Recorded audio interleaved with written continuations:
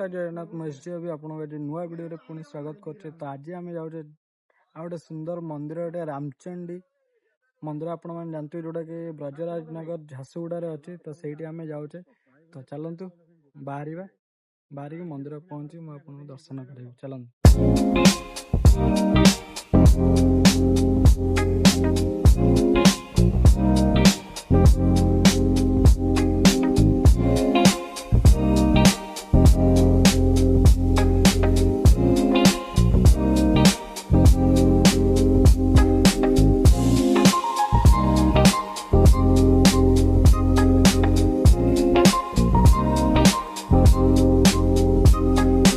मुझे आसिक मंदिर पहुंची सारी मंदिर जस्ट गेटा तो मुझे दूर अच्छी आमती किसी नदी अच्छी। तो यहाँ कहुचे इब नदी। तो मो मंदिर भर जाकि आपण मान देखा चलते।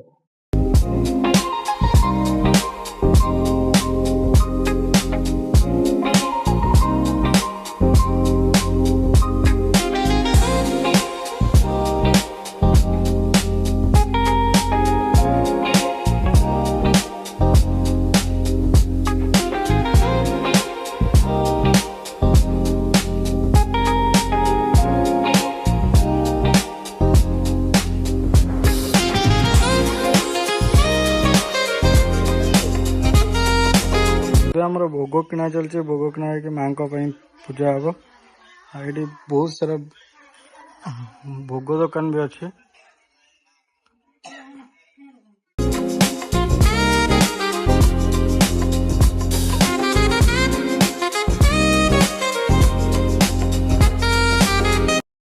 कि ओडिशार एमिति गोटे मंदिर जो मंदिर को प्रभु श्रीराम आसीथिले ओ एया परे सेठाकर मां कुळेचंडी रामचंडी नाम पूजा पे आसुचंती। तो मु आज आसी झारसुगुड़ा जिलार ब्रजराज नगर निकटस्थ इब नदी कूल अवस्थित मां रामचंडी मंदिर। यही मंदिर एक प्राकृतिक गुंफा मध्य अवस्थित।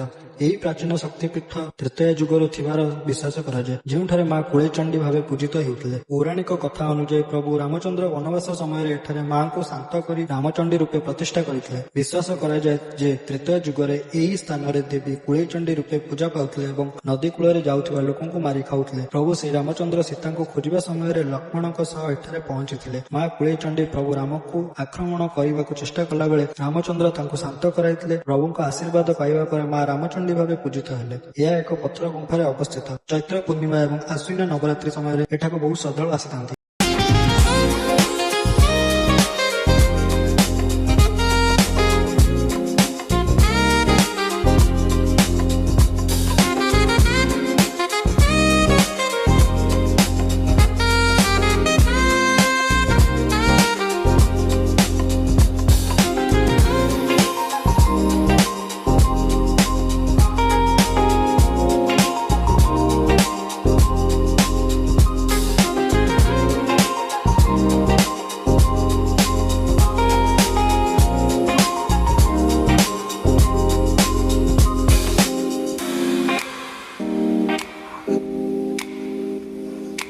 तो आपण मन तो ये माँ रामचंडी मंदिर दर्शन कर सब कुछ देखी। तो वीडियो भल लगे लाइक कमेंट शेयर सब्सक्राइब करने जमार भूलनी। तो आज वीडियो मुझे एंड कर। नेक्स्ट वीडियो बहुत जल्दी आसो। Bye bye take care see you soon.